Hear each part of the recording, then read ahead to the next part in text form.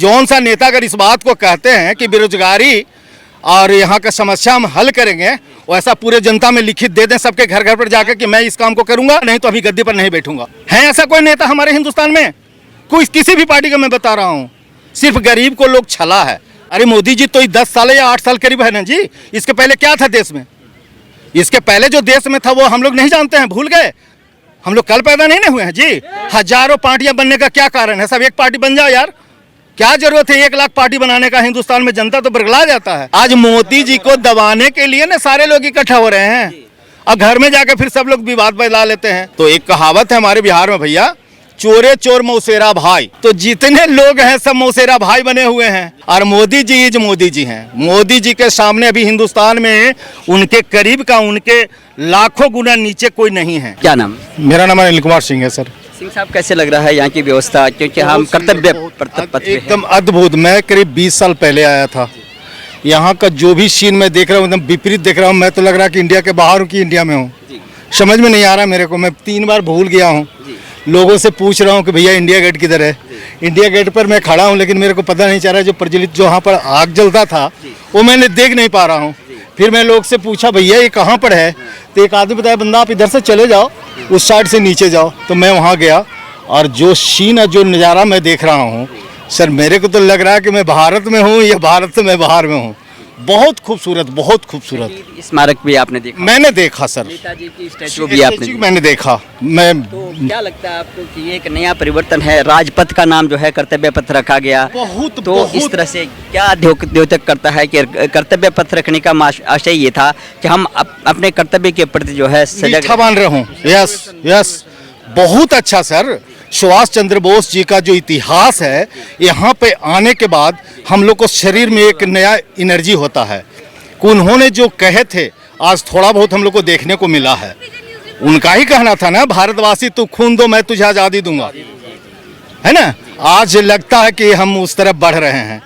तो ये जो सेंट्रल विस्टा का जो प्रोजेक्ट आप देख रहे होंगे, दोनों तरफ आपकी नया संसद भवन मिल रहा है और तमाम जो है, लेकिन ये सेंट्रल गवर्नमेंट का प्रोजेक्ट है और मोदी जी इसकी निगरानी कर रहे हैं। लेकिन लगातार जो है विपक्षी निशाने पे होते हैं कि मोदी जी काम नहीं कर रहे हैं, पूरा देश बेच दिया है। नहीं है ना, विकास का कोई मुद्दा ही नहीं है उनके पास। चीज बताइए सर, विपक्ष का मतलब क्या होता है? पहले आप सर हमको बता दीजिए। विरोध करना, चाहे आप अच्छा करो या बुरा करो, आपको विरोध करना है तो आप विरोध कीजिएगा, है ना।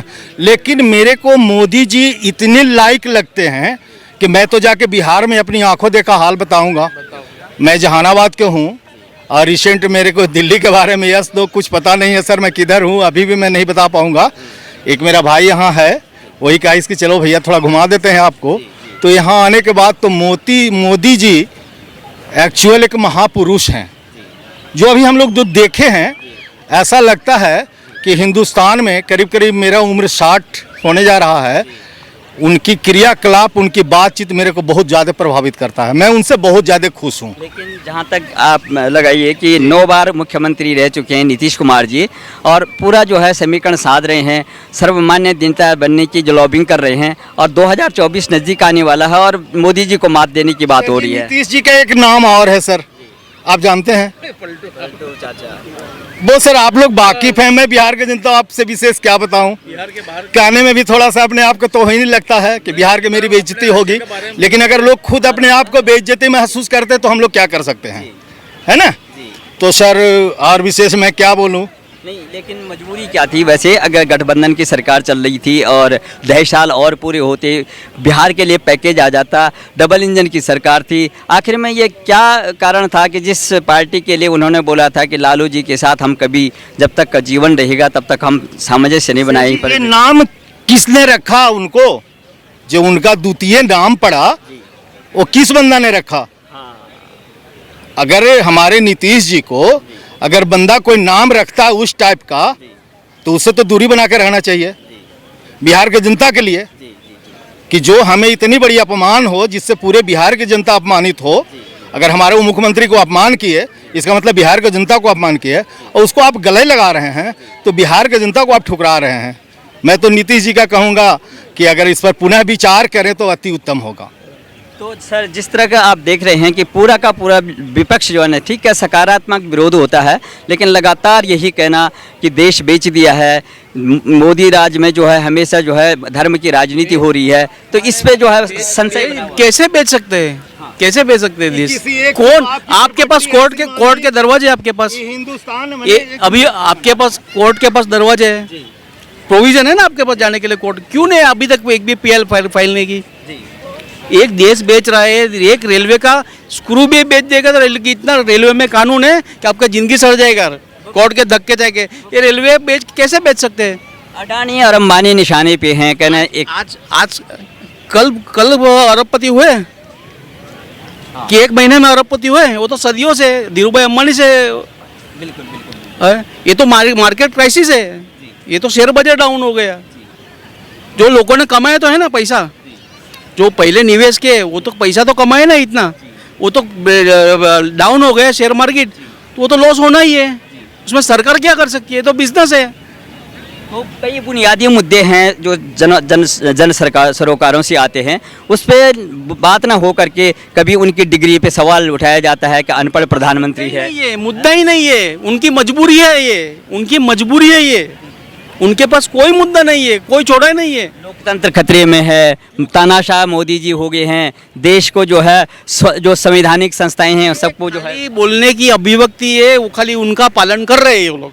यहाँ तो छोड़िए, विदेश में जाकर के, यूरोप में जाकर के सहायता मांग रहे हैं कि हमारे प्रधानमंत्री को समझाइए। तो घर की बात को जो है एक ही चीज हमें बताया जाए सर, आप हमसे ज्यादा तजुर्बा काफी लोगों से घूमे हैं, आखिर क्या कौन सी कारण है जे सारे लोग एक हो जगह होने जा रहे हैं?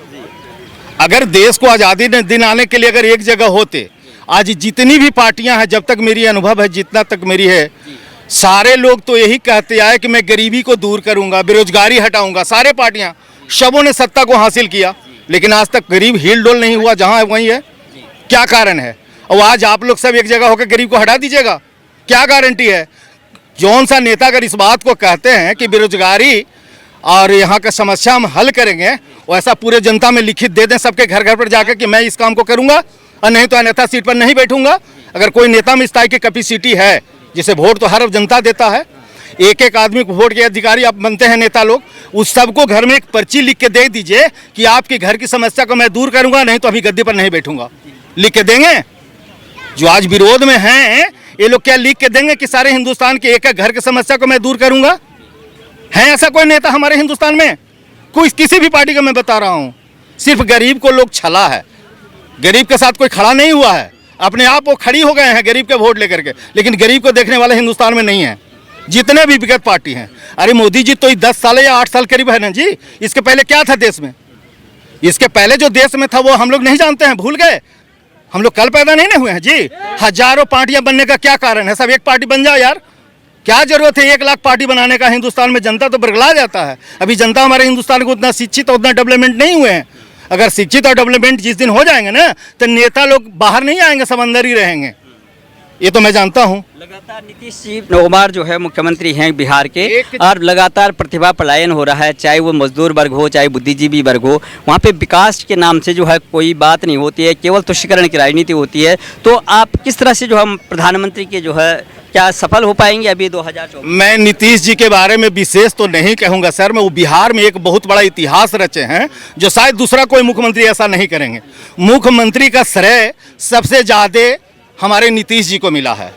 कम पीरियड में इतना बार मुख्यमंत्री बनना शायद लगता है कि न कभी पहले हुआ है और न फिर कभी और भविष्य में होगा। अभी इफ्तार पार्टी में जो इफ्तार पार्टी जो कर रहे थे, तो पीछे जो है उन्होंने पोस्टर जो लगा रखा था वो लाल किले का पोस्टर था, जिसमें कि जिस स्थान पे प्रधानमंत्री जो है, हाँ प्रधानमंत्री जिसमें राष्ट्र को संबोधित, तो क्या उसका, हाँ क्या माने वो मान चुके हैं, पहना था टोपी, नहीं अपना क्या मान चुके हैं वो कि अब हम जो है लाल किले से जो है देश को संबोधित करेंगे? क्या कभी गांधी जी ने पहना था ऐसा टोपी, कभी नेहरू जी ने पहना था टोपी, इफ्तार पार्टी में कभी की थी ऐसी कि लाल बहादुर शास्त्री ने कभी टोपी पहन के किए थे कभी?